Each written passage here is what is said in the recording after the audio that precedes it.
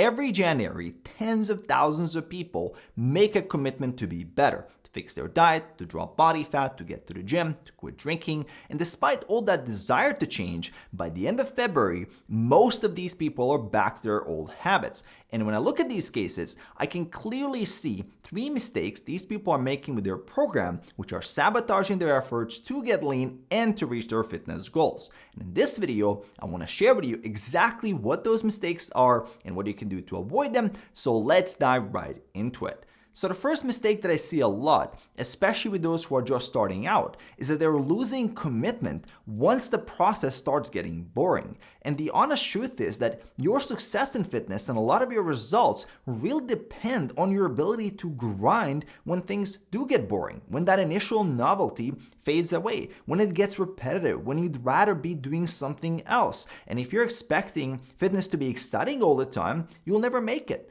Most people don't realize this, but when they're saying things like, I just can't get myself to track calories, I just can't get myself to go to the gym, I just can't get myself to eat enough protein, what they're really saying is that they can't get themselves to feel like doing those things. But who says that you have to feel like doing something in order to start doing it? That's BS. You don't have to be excited about the process 100% of the time. As Chuck Close, a famous artist, once said, inspiration is for amateurs. The rest of us just show up and get to work. That is the difference between motivation and discipline. Motivation comes and goes.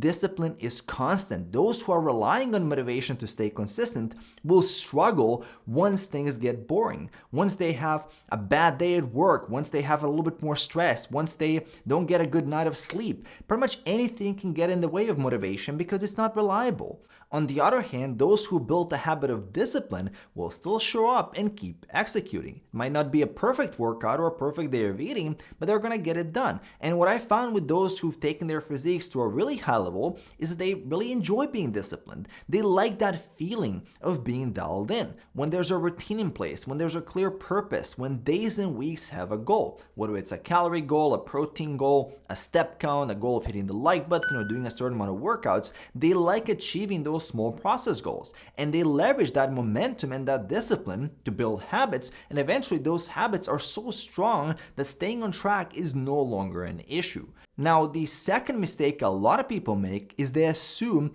everything is going to go according to plan. If you ask them about their routine, they're going to tell you, I'm going to walk 10,000 steps per day, I'm going to hit the gym 3-4 times per week, I'm going to stop eating sweets after dinner, cut out snacks between meals, and those are all great goals, and that sounds like a good plan, but it assumes that you're just going to be able to get it done. But life will inevitably get in the way. And what I recommend instead is that you create a version of this plan that has if-then contingencies for those moments when something goes wrong.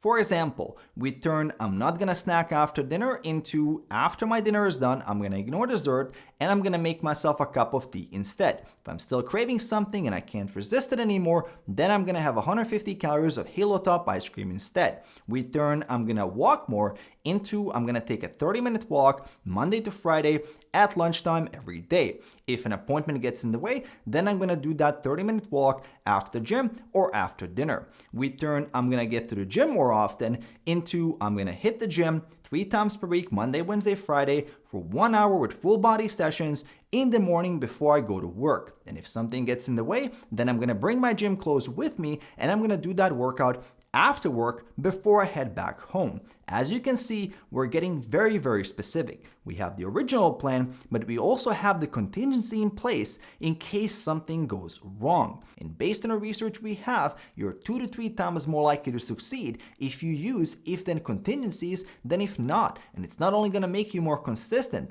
but directing your behavior like this is far less mentally fatiguing. So you get to preserve your self-control for when you really need it the most. That is a far more effective approach compared to just trying to remember things or dealing with issues on the go while still having all the other responsibilities that come with living a busy lifestyle. Now, the third mistake that I see a lot are people who are trying to change their entire lifestyle at once. And this desire for a complete overhaul tends to subconsciously build up over time. A lot of people go through life telling themselves, I should be eating healthier, I should be exercising more, I can't keep drinking as much, this last weekend was a disaster, I need to change something, I need to lose some weight, I need to do something. And it can be months or even years before they act on any of these thoughts. And then they finally get fed up, and now they want to change everything at once and turn their entire life upside down. So instead of starting with a realistic plan, they go to the extreme. Instead of going from 0 to 3 to 4 sessions per week of lifting, go up to 7. Instead of making reasonable diet adjustments, including more fruits,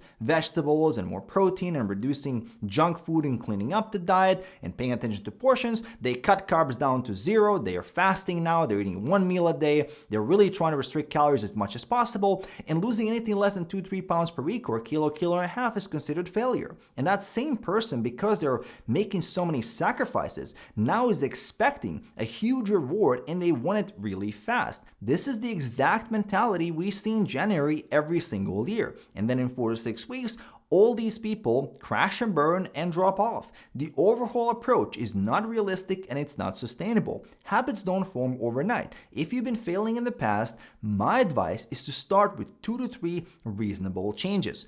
For example, up your step count by 3,000 per day. Lift weights 3 times per week, 45 minutes to an hour. You don't need more if you're just starting out or if you haven't been consistent. You're gonna see great results.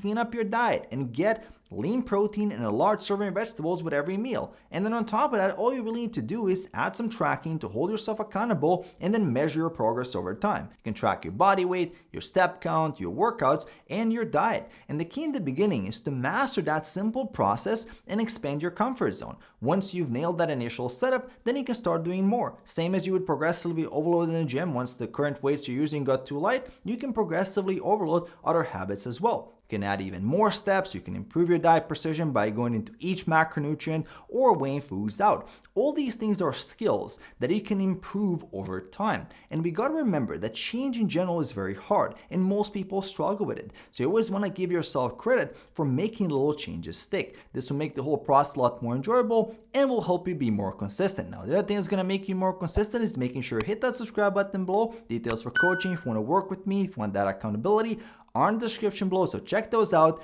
and I'm gonna see you in my next video.